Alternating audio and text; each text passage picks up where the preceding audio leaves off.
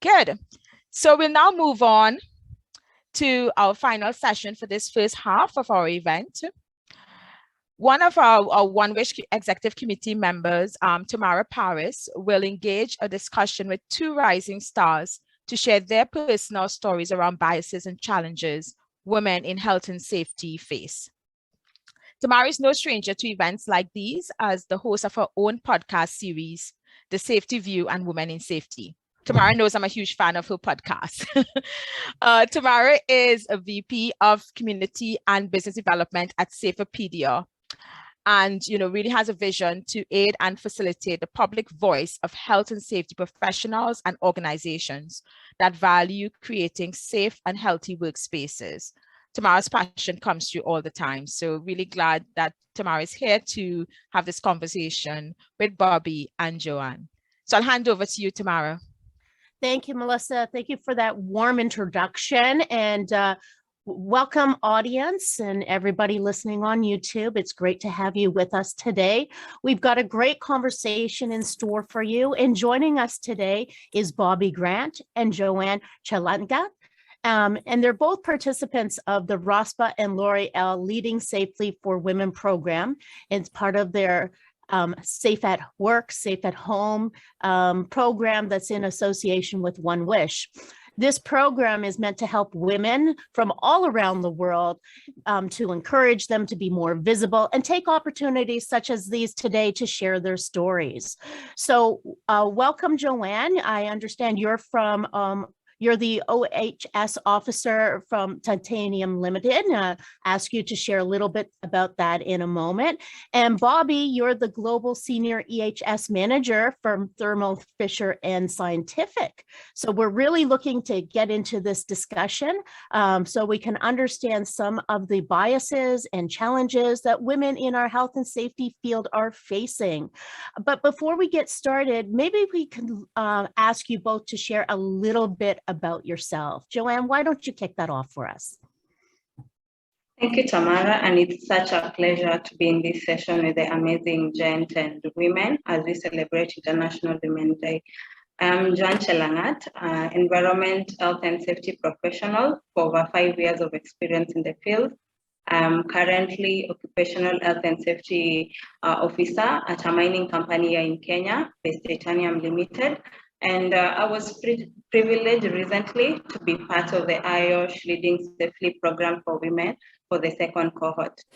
And I'm looking forward to our discussions.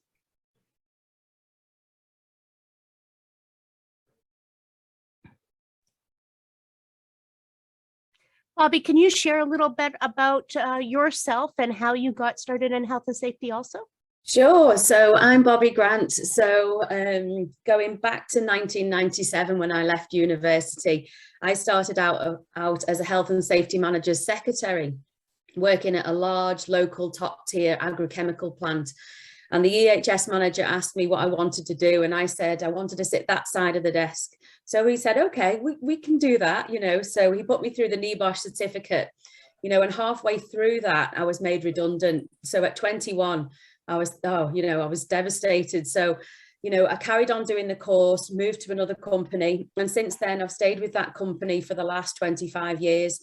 We've bought out many, companies, they've bought us, but I've always held like an EHS position within sales, service, support, worked at chemical manufacturing plants for the life science industry. So now I'm the senior EHS global lead for the field service organization at Thermo Fisher Scientific. Great. Well, I'd like to take a moment and ask you to think back on your journey where you are now.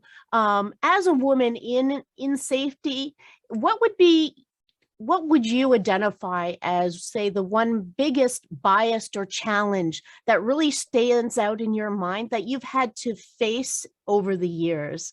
Bobbie, why don't you kick that off for us?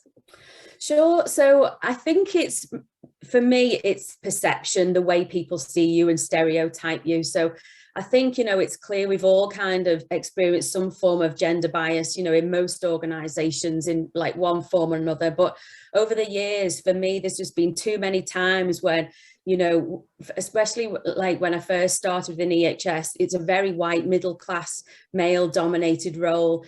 You know, every seminar I went to was surrounded by men. And I remember distinctly, you know, even when I was so young that, you know, someone asked me, you know, to get some sugar for the tea. You know, I was young, I was blonde. And even that at that age, I remember being shocked that they just saw me as that woman that could just get the tea. You know, I couldn't possibly be there, you know, for any other reason. And then, you know, other times I've had like, you know, working abroad, building a big distribution center. You know, I've had like firsthand of experience of men actually venting in my face, you know, what Sarah was saying, you know, before, actually venting their frustration in my face about what did I know about safety in distribution places. And again, even more so with working from men from different cultures, languages and backgrounds, you know, I very much doubt they would have ever done that to a, you know, a male counterpart there.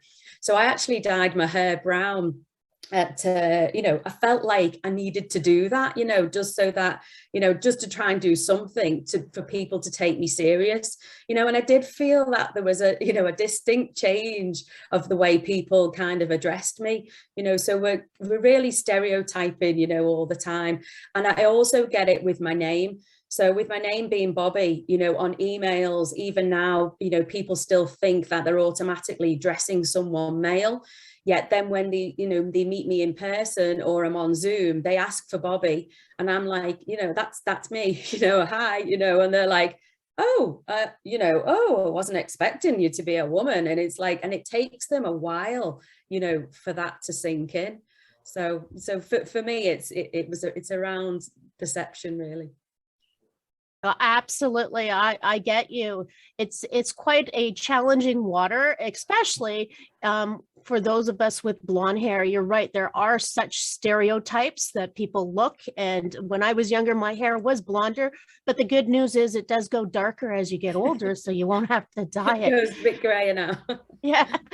Joanne, what's your experience been?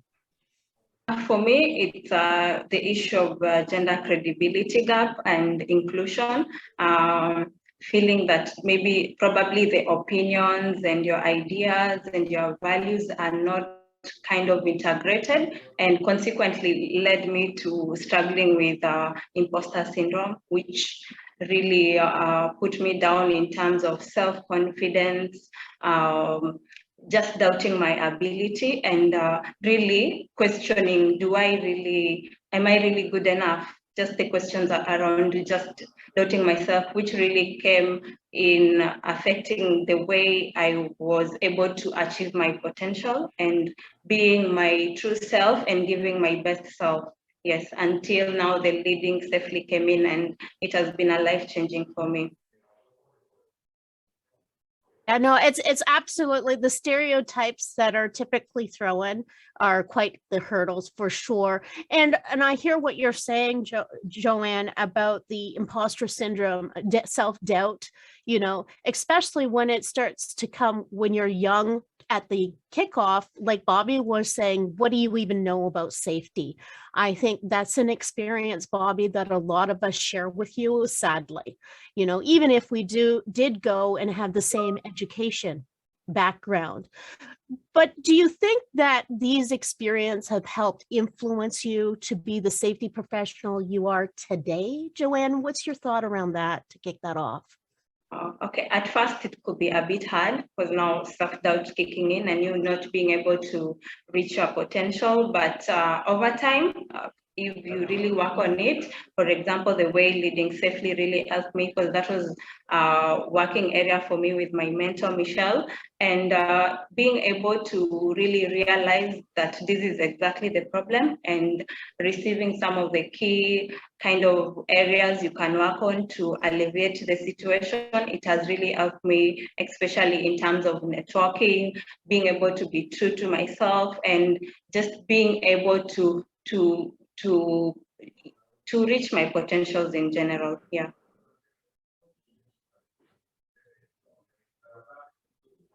And Bobbie, what could you share from your experiences? How do you think it's influenced you as a professional today? So I guess it made me dig in more. I'm some kind of like a warrior, basically, really independent, quick to act. I get things done, I roll my sleeves up, I get my hands dirty, I get involved.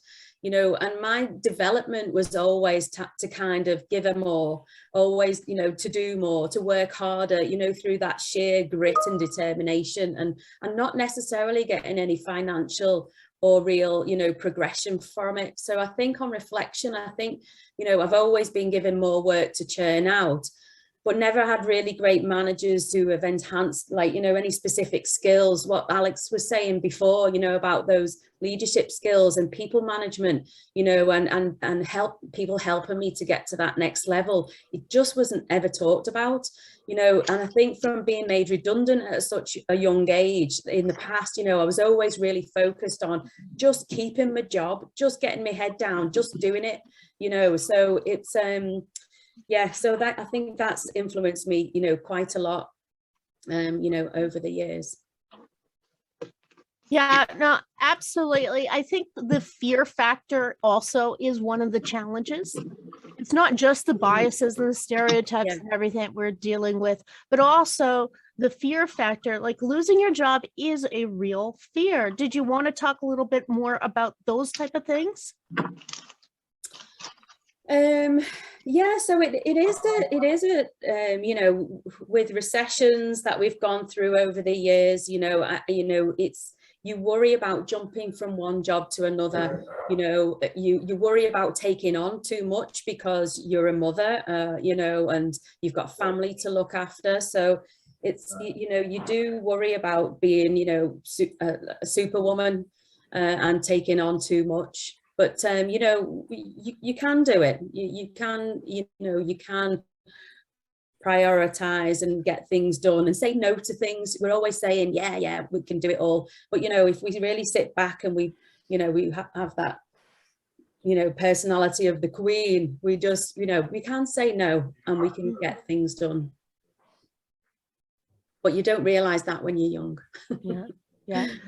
Yeah, it was interesting when I did how you're treated from when you're single to then when you are a parent, and the stereotype that goes around that, being told that you should stay home with the children was something I also experienced. Joanne, what about you? What kind of fears did you have to navigate through?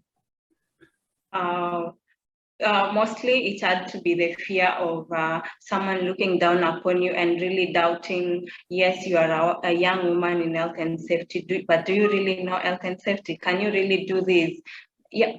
And now kind of that also really taking it seriously from my end and kind of mirroring what their doubts. Now I ended up doubting my fear. Those are some of the things I've been feeling has been a challenge.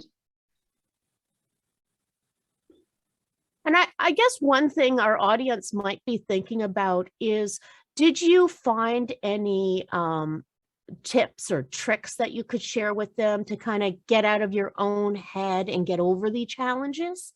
Did either of you have any thoughts on that you wanted to share?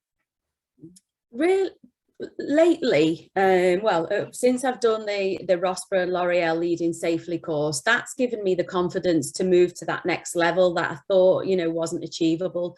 And obviously, that's taken me an incredible long time to get to, from getting my hands dirty into the role that I'm in now with, having direct reports. I think also having a mentor in Malcolm Staves, he was assigned to me after the course. That was a great soundboard to discuss the challenges that I was, facing and thinking, and whether I was good enough. So that was really great. So I think that's helped me really over the last, nearly 2 years now. So I think just focusing really on where you want to go and what you want to do is also having a vision of, and setting some goals to get there as well, I think would help. For me, there are several, through the IWD Leading Safely Women program and my assigned mentor, Michelle, she was able to share some of the tips that helped her going through the similar challenge I had. Apparently, it's actually most women go through the issue of imposter syndrome. For me, she gave me 3 key points. The first one was being true to self. So I had to kind of self-reflect, self-analyze, and understand what are my values, and these are, and just sticking by them. And another point she gave me was more on networking and connecting, which also helped. The Irish Leading Safely also helped to connect with the women who are on this program, and the women that have met, not necessarily women only, even the men I've met in the safety field, just sharing ideas, understanding everyone's journey. And another key point was just being clear on your role and morals. These 3 points have been guiding for me. Yeah. Yeah, no, you know, it's very important that as women also we're sharing with one another what have we found to be the experience, as well as what have we found to help us through. And I think that's one of the great things about the program that you guys are in, is that it's not only about the mentor and mentee relationship, but you also have a relationship with the other mentees, don't you? Yeah, that's correct. Yeah. Yeah. So And we meet sometimes, you know, on I think it's a monthly basis, and, you know, we just literally catch up and we tell each other what's changed and what's, you know, what's happening. So that's really nice to see everybody developing, and we've got each other as a, you know, as that good soundboard.